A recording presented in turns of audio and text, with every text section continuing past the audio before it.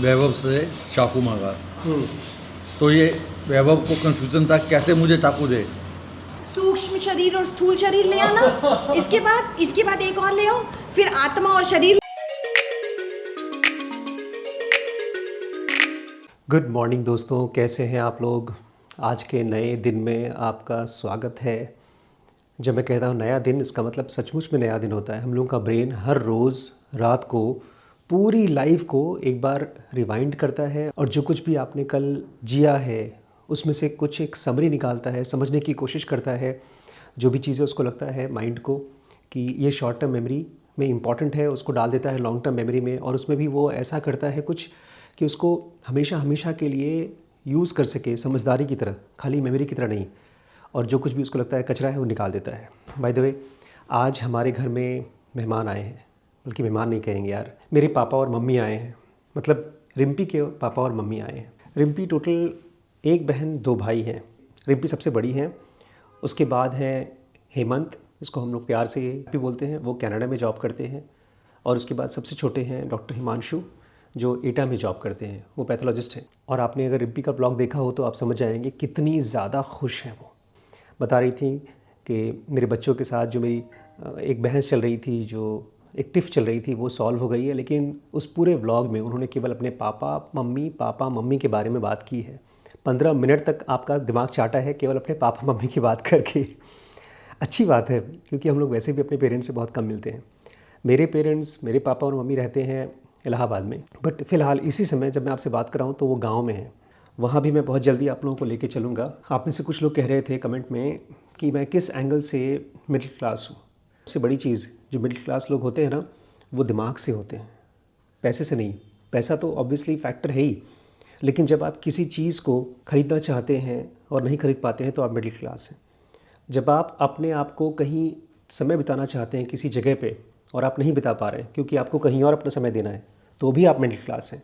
चाहे आपके bank account में 10 करोड़ रुपए रखे हों, लेकिन आप मजबूर हैं, अपने परिवार के साथ टाइम स्पेंड नहीं कर पा रहे हैं, अपने बच्चों के साथ नहीं रह पा रहे हैं, इसका मतलब आप मिडिल क्लास ही हैं। तो ये बहुत लंबा टॉपिक है। मैं तो पूरी की पूरी सीरीज़ बना रहा हूँ मिडिल क्लास ट्रैप से कैसे बाहर निकलें। इनफैक्ट कल मेरी मुलाकात एक भाई साहब से हुई जो अपने आप में बहुत अमीर हैं। वो साल का कम से कम नहीं तो 100 करोड़ रुपए कमाते होंगे, लेकिन उनको भी अपने मिडिल क्लास ट्रैप से बाहर निकलना है। मैंने कहा ना, ये साइकोलॉजिकल ट्रैप है। उनको 100 करोड़ से अब निकल करके 1000 करोड़ पे पहुंचना है। माइंड से बहुत से ट्रैप्स होते हैं, अलग अलग लेवल पे ट्रैप होते हैं। जब आप महीने का 5000 रुपये कमा रहे हैं तब भी ट्रैप्स हैं, फिर 50,000 कमा रहे हैं तब भी ट्रैप्स हैं, जब 50 लाख रुपये महीना कमा रहे हैं तब भी ट्रैप्स हैं। तो इसके बारे में लोग बात करते रहेंगे। आइए चलिए आज के दिन की शुरुआत करते हैं, देखते हैं पापा मम्मी क्या कर रहे हैं नीचे। दोस्तों, अब पापा वैभव को कुछ समझाने वाले हैं, बहुत इंपॉर्टेंट है ना वैभव। अभी मैंने वैभव से चाकू मांगा। तो ये वैभव को कंफ्यूजन था कैसे मुझे चाकू दे। नहीं, मुझे क्लियर था, मैं ऐसे दे रहा था, हैंडल का साइड आपको दे रहा था, है ना। तो विवेकानंद जी का बहुत प्रसिद्ध वो है इसमें किस्सा कि जब वो अंतिम बार संन्यास लेने से पहले अपनी माताजी के पास गए मिलने के लिए, तो उनकी माताजी ने उनको बैठा के चूल्हे पे खाना खिला रही थी। उन्होंने उनसे चाकू मांगा। तो विवेकानंद जी ने जब चाकू दिया अपनी माताजी को, ऐसे दिया, तो उनकी माँ ने कहा अब आप जो है संन्यास लेने के लिए तैयार हो। इसका मतलब है कि आपने नोक वाला हिस्सा अपनी तरफ रखा है, आप दुख तकलीफ झेलने को तैयार हो। ये संन्यास लेने नहीं जा रहा, अभी तो गृहस्थ आश्रम में जाएगा।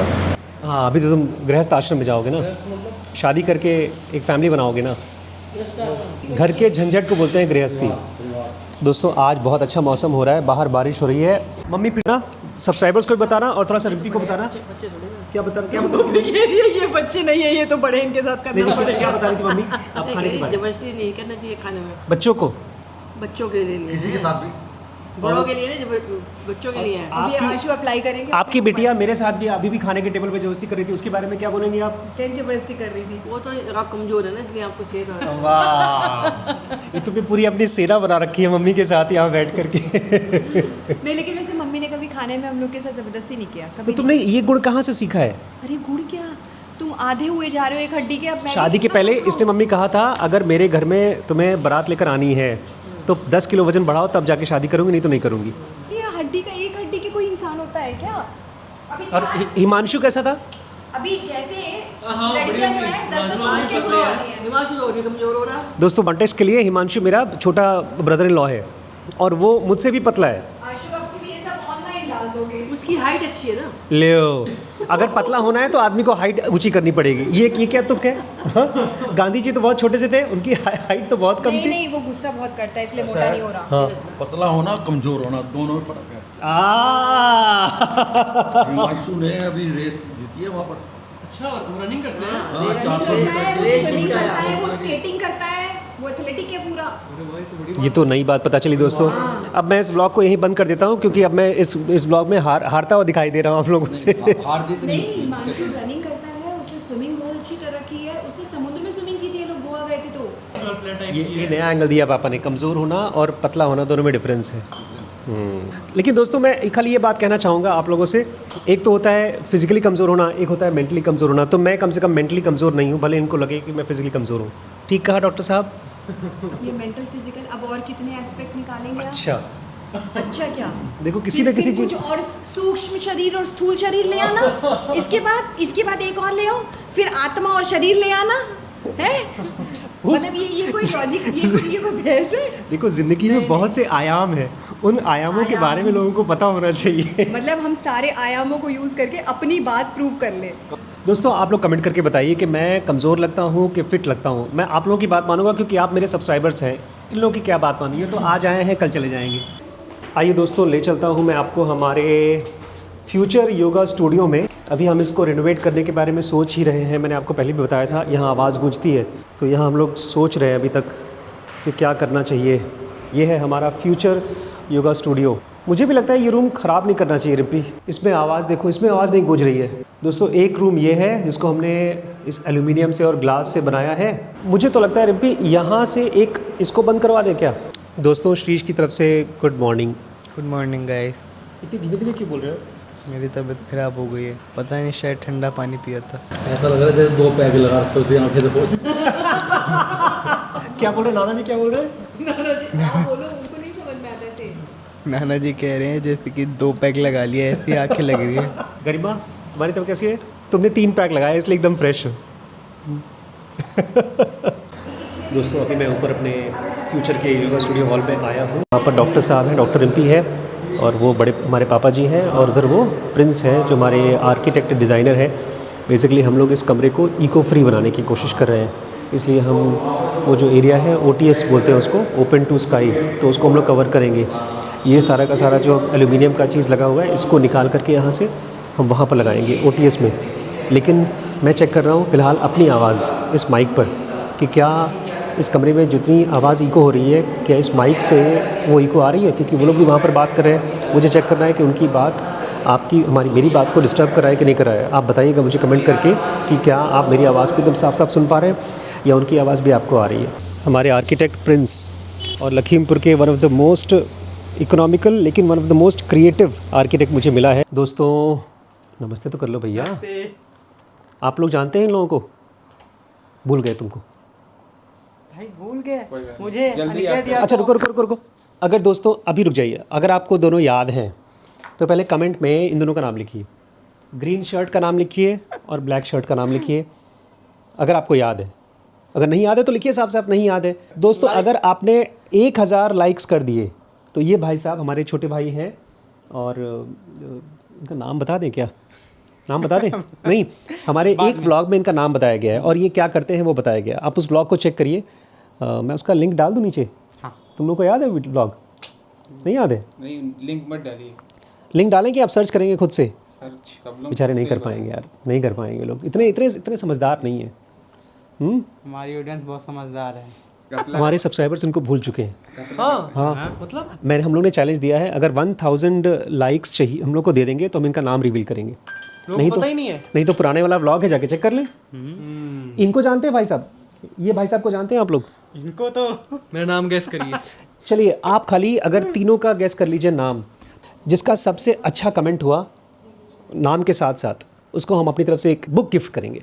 ये मेरी तरफ से प्रॉमिस है। लो एक और लड़का आ गया। क्या इसको जानते हैं दोस्तों आप लोग? आज तबीयत ख़राब है बच्चे की, फ्रिज का पानी पिया है भाई साहब ने।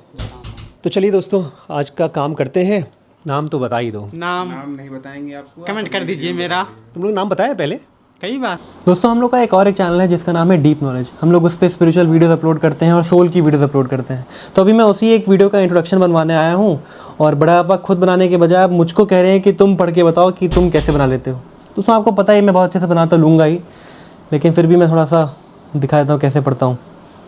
तो हमारा इंट्रो ये है, आपकी सोल कम्प्लीटली यूज़लेस है। हाँ बिल्कुल सही सुना आपने, मैं बोल्ड स्टेटमेंट दे रहा हूँ क्योंकि यह सच है।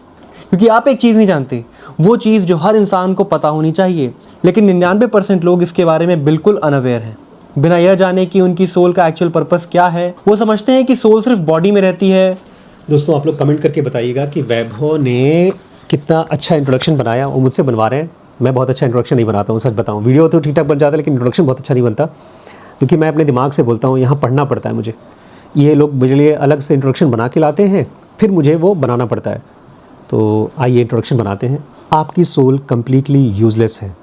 हाँ बिल्कुल सही सुना आपने, मैं एक बहुत ही ख़तरनाक, बहुत ही बोल्ड स्टेटमेंट दे रहा हूँ, क्योंकि आप एक चीज़ नहीं जानते, वो चीज़ जो हर इंसान को पता होनी चाहिए, लेकिन फिर भी 99% लोगों को इसके बारे में बिल्कुल भी अंदाज़ा ही नहीं है।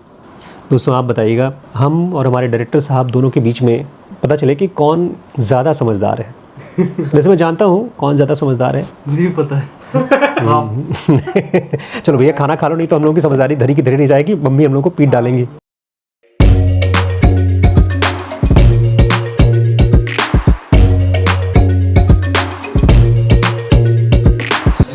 आज खुश तो बहुत होगे तुम, जिसने कभी तुम्हारी मंदिर की सीढ़ियाँ नहीं चढ़ी, वो आज तुम्हारे सामने खड़ा है।